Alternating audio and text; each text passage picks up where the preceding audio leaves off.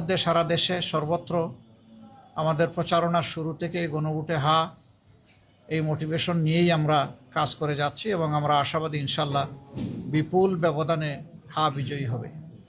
হা যদি বিজয়ী হয় তাহলে বাংলাদেশ জিতে যাবে। হা যদি বিজয়ী হয় তাহলে ইনশাল্লাহ জুলাই আকাঙ্ক্ষা বাস্তবায়িত হওয়ার পথ খুলে যাবে।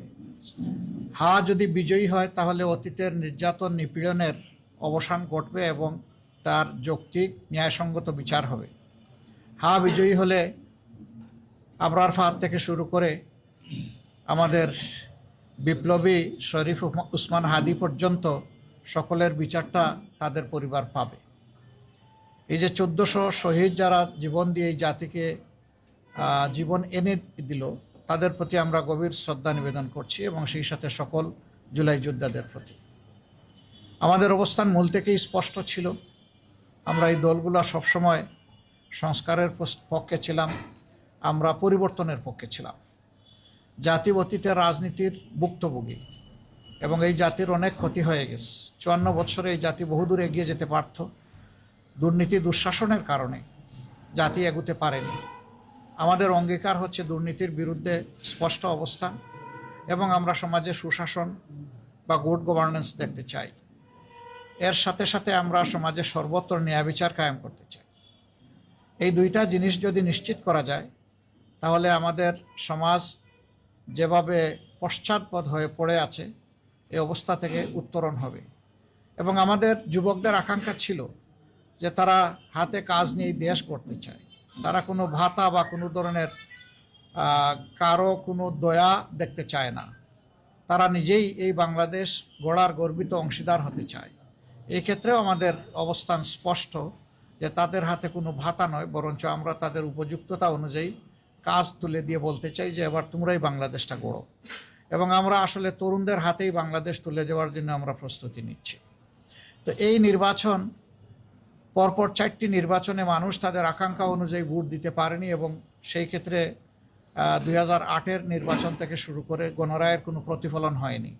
এবারকার নির্বাচনে আমরা স্পষ্টতই দেখতে পাচ্ছি যে মানুষের মধ্যে এই নির্বাচন নিয়ে ব্যাপক উৎসাহ উদ্দীপনা তৈরি হয়েছে। যাদের ভোট গ্রামে আছে তারা দলে দলে অনেকটা ঈদের উচ্ছ্বাস এবং আনন্দের মতো তারা যাচ্ছে, নিজেদের নাড়ির টানে গ্রামেই ফিরে যাচ্ছে। সেখানে তারা ভোট দিতে চায় এবং তারা তাদের মনের মতো সরকারও দেখতে চায়। আমরা আশা করছি গণরায় প্রতিফলিত হলে বাংলাদেশ ইনশাল্লাহ নতুন রাজনীতির দিকে আগাবে এবং নতুন যে বাংলাদেশের আকাঙ্ক্ষা জনগণ অন্তরে পোষণ করে তা ইনশাল্লাহ বাস্তবায়িত হবে। তবে এক্ষেত্রে আমরা জনগণকে বলবো যে বিভিন্ন ধরনের কথা শোনা যাচ্ছে। জনগণের সচেতনতা এবং ক্ষেত্রবিশেষে অন্যায়ের বিরুদ্ধে প্রতিরোধই কেবল সকল অপতৎপরতার উপযুক্ত জবাব হতে পারে। আমরা বিশ্বাস করি আমাদের যুব সমাজ ঘুমিয়ে পড়েনি। তাদের অসমাপ্ত দায়িত্ব পালন করার জন্য তারা এই নির্বাচনকে সফল করে তুলবে ইনশাল্লাহ যে কোনো মূল্যের বিনিময়ে। এবং কেউ অন্য কিছু করতে চাইলে আমরা অনুরোধ করব জনগণ যেন নিজেদের অধিকারের পক্ষে মজবুত হয়ে দাঁড়িয়ে যায় এবং স্পষ্ট জবাব দিয়ে দেয়। আমরা আশা করছি জনতারই বিজয় হবে শেষ পর্যন্ত ইনশাআল্লাহ। পিছন পথে কেউ এসে কিছু করে সফল হতে পারবেন এটা আমরা মনে করি না। নির্বাচন প্রক্রিয়ার সাথে যারা সম্পৃক্ত আছেন, নির্বাচন কমিশন, তারপরে নির্বাচন পরিচালনার দায়িত্বে যারা নিয়োজিত এবং যারা নিরাপত্তার দায়িত্বে নিয়োজিত, শৃঙ্খলার দায়িত্বে নিয়োজিত, তাদের সকলের প্রতি আমাদের অনুরোধ, আপনারা প্রজাতন্ত্রের কর্মচারী হিসাবে এ দেশ আপনাদেরও। আপনারা ন্যায়নিষ্ঠভাবে, আপনারা নিরপেক্ষভাবে, সুষ্ঠুভাবে আপনাদের দায়িত্ব পালন করবেন। তাহলে জনগণের ভালোবাসা পাবেন, সমর্থন পাবেন এবং জনগণ আপনাদের এই কাজের প্রতি সন্তুষ্ট হয়ে অবশ্যই আপনাদের মূল্যায়ন করবে। আমরা অতীতের মতো আর কাউকে দেখতে চাই না যে সরকারি প্রজাতন্ত্রের বাংলাদেশ নামের এই প্রজাতন্ত্রটির কর্মকর্তা হয়ে কেউ নির্দিষ্ট কারো পক্ষ নেবেন, এটা আমরা একেবারেই দেখতে চাচ্ছি না।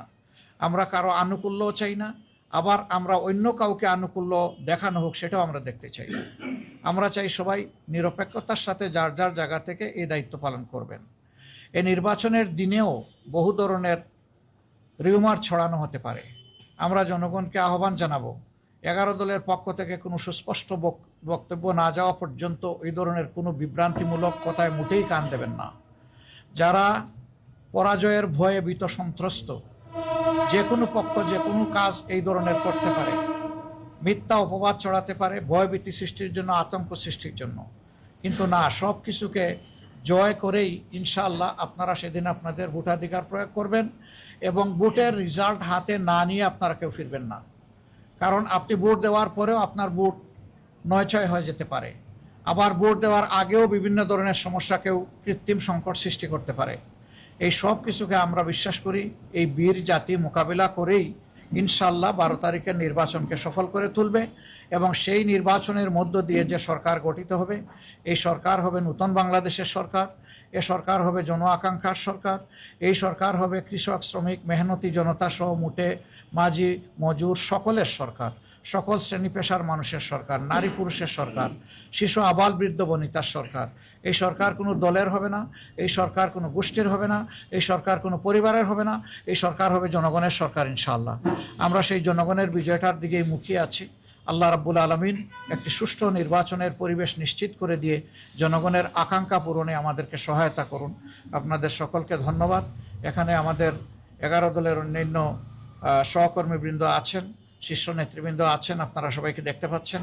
কেউ ইচ্ছা করলে আমার বক্তব্যের পরেও তারা সাপ্লিমেন্ট করতে পারবেন, মোস্ট ওয়েলকাম। এবং আমরা জাতিকে এই বার্তাই দিচ্ছি, একটি সুষ্ঠু নির্বাচনের জন্য সর্বাত্মক সহযোগিতায় 11 দল প্রস্তুত। আমি একটা প্রশ্ন করব, সেটা হচ্ছে যে আমরা অনেক জায়গা থেকে খবর পাচ্ছি যে কিছুটা বিশৃঙ্খলা হচ্ছে, হামলা শিকার হচ্ছে। কিছুক্ষণ আগে আমরা শুনলাম যে পঞ্চগড়ে সাজিদ সালামের গাড়ি বহরও হামলা করার চেষ্টা করা হচ্ছে।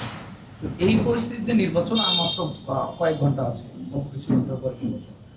আপনি সার্বিক আইন শৃঙ্খলা পরিস্থিতি নিয়ে কি ভাবছেন? আহ্বান তো জানালেন, কিন্তু আপনার অবস্থানটা কি, দলের অবস্থানটা কি? আসলে দেখেন, এই ধরনের বিক্ষিপ্ত বিচ্ছিন্ন ঘটনা অতীতেও ঘটেছে, এটা নতুন না।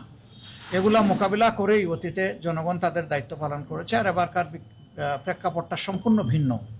দেশের শতকরা 40% ভোটার জীবনে একটা ভোটও দিতে পারে নাই। তারা এই ভোটের মাঠ কেউ নষ্ট করবেন এটা আমরা বিশ্বাস করি, তারা বরদাস্ত করবে না। ভোটাররাই এর জবাব এবং প্রতিরোধ গড়ে তুলবে। তবে আমরা চাই যে শৃঙ্খলা বিধানের দায়িত্ব যে বাহিনীগুলোর আছে, তারা যেন তাদের দায়িত্বটা নিষ্ঠার সাথে পালন করে, তাহলে জনগণকে আর কিছু করা লাগবে না। কিন্তু কেউ যদি ব্যর্থ হয়, জনগণ বসে থাকবে না। জনগণ তার দায়িত্ব ঠিকই পালন করবে এবং সুষ্ঠু ভোট আদায় করে ছাড়বে ইনশাআল্লাহ।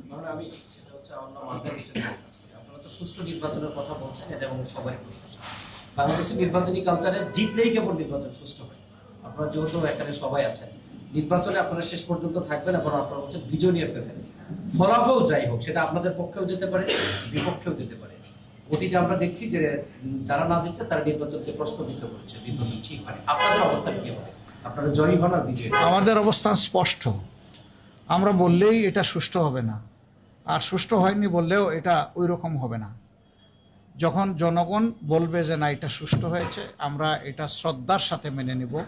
আমরা বিজয়ী হই অথবা আমরা বিরোধী দলে বসে, এটা কোনো ম্যাটার করে না। আমরা আমাদের জনগণের উপর খুবই আস্থা রাখি, গভীর আস্থাশীল, এবং আমরা বিশ্বাস করি জনগণ সঠিক রায়টি দিবে ইনশাআল্লাহ।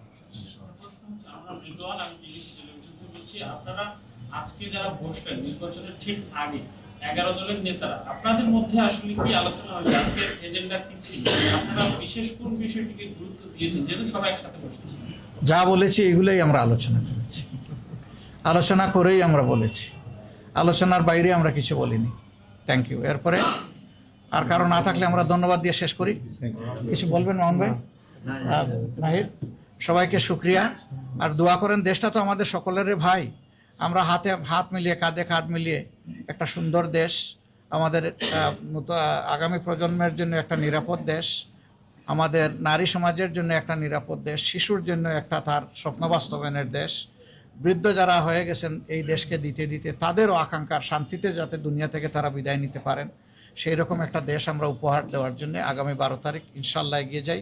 আপনাদের সকলের সহযোগিতা চাই। আসসালামু আলাইকুম ওয়া রাহমাতুল্লাহ।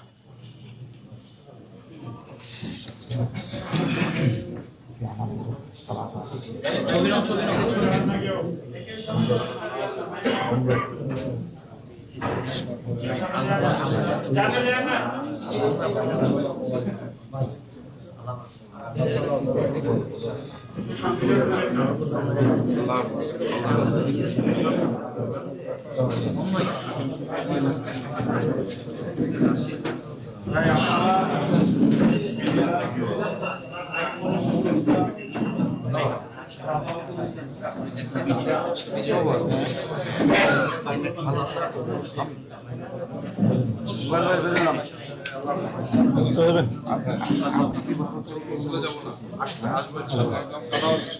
আবার আসলে চলে আসবো, কারণ কাম নেই।